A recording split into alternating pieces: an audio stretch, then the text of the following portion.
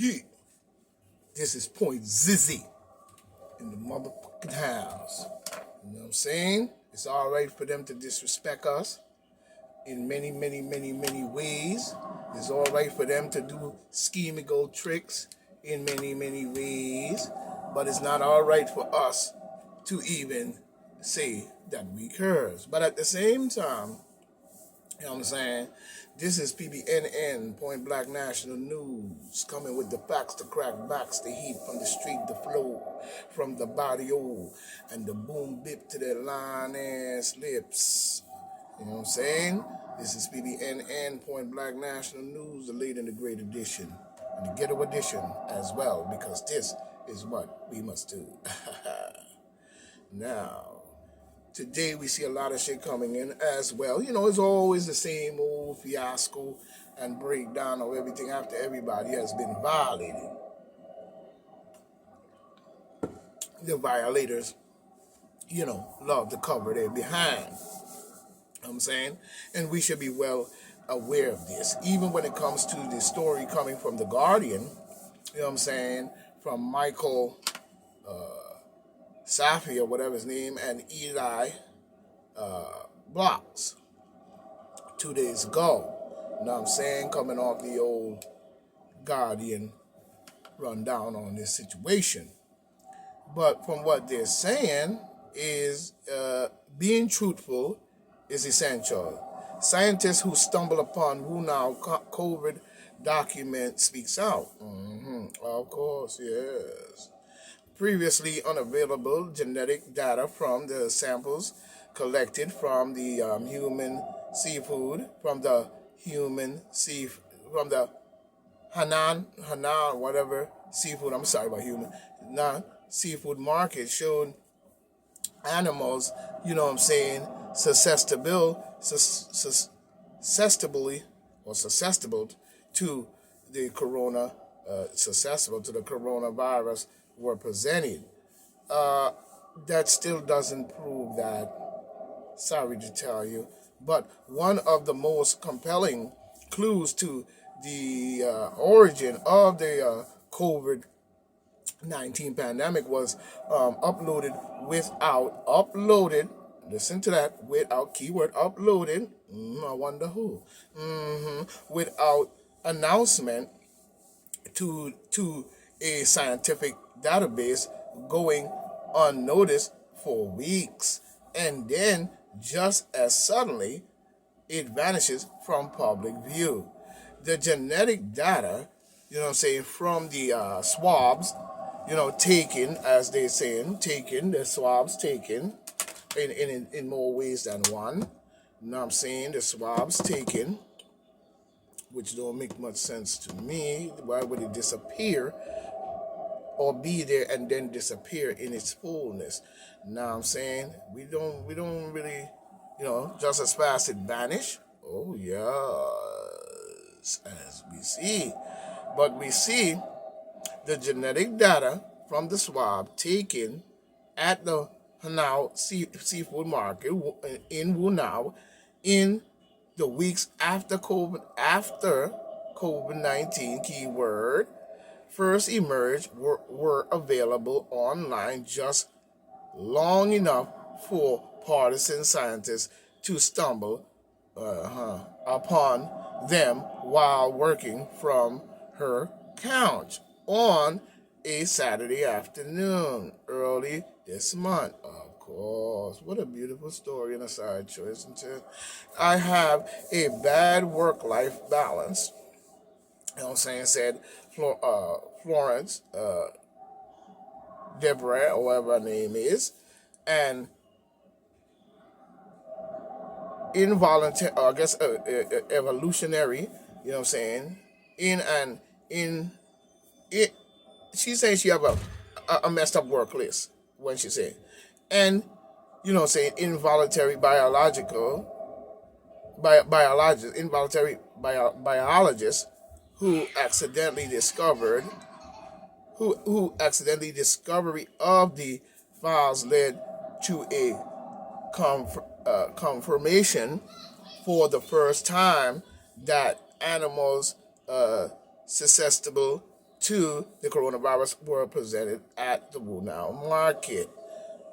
That still doesn't prove that it came from the animals in the market. Sorry to tell you.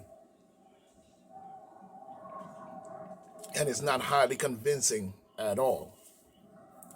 You know what I'm saying? It's at all. Her findings, which she and her colleagues post online last week, have illuminated the way forward for identifying the faced by scientists seeking to follow it. Since the publication, Deborah has been set upon since the publication.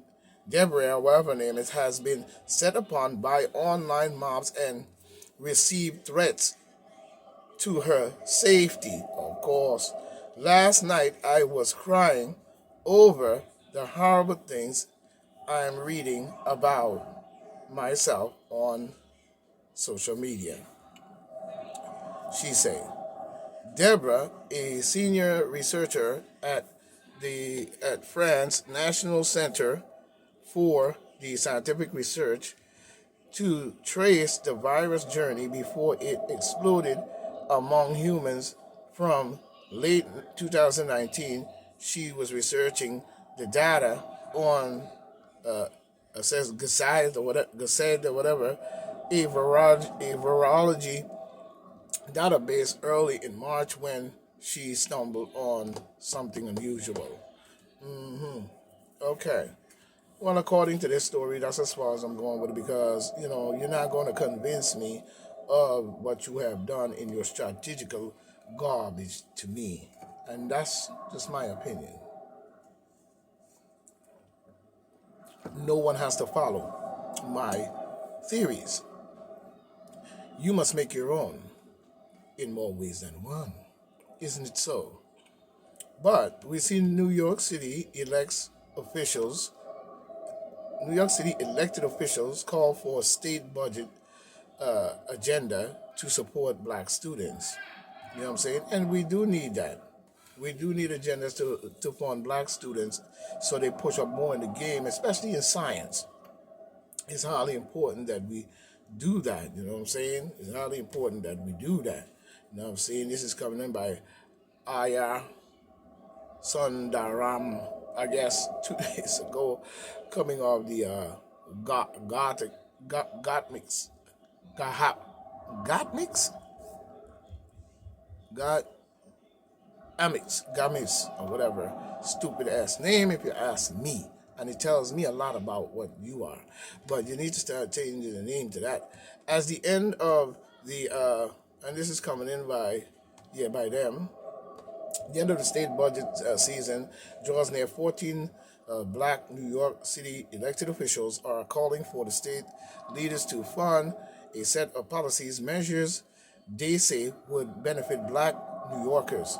In a letter to the governor and state senate and assembly leaders, the group stressed the need to polarize equality in the budget, marking in the budget making process and reverse the exodus of black New Yorkers from the city. The letter, dated March 24th, was the first report by Politico. As we see, there are 17 proposed state budget priorities on a range of issues from public safety to housing to health, or the culmination,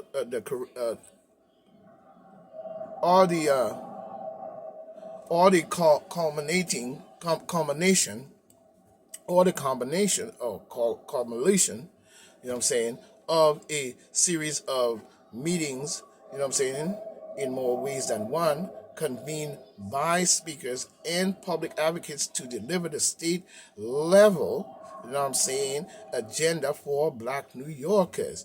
You know what I'm saying?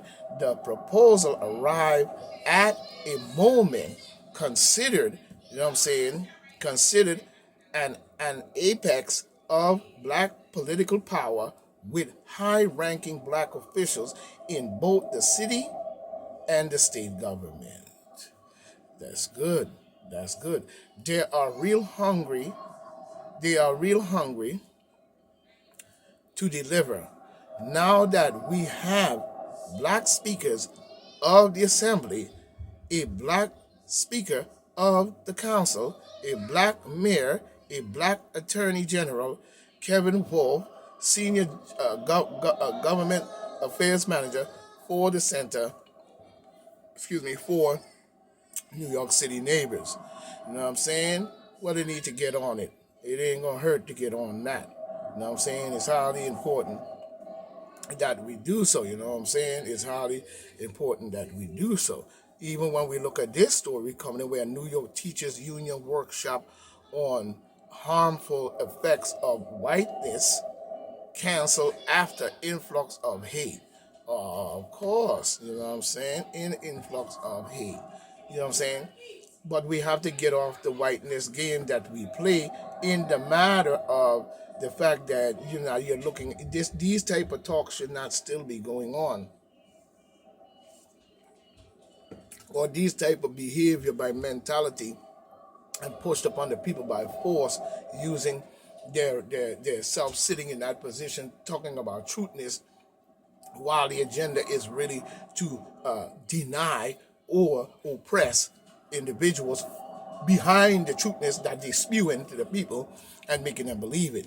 You know what I'm saying? This is coming in by Richie Calder, Carl, look like Company, and Jesse O'Neill 2 days ago, coming off the New York Post. You know what I'm saying? And then once again off the New York Post, coming strong.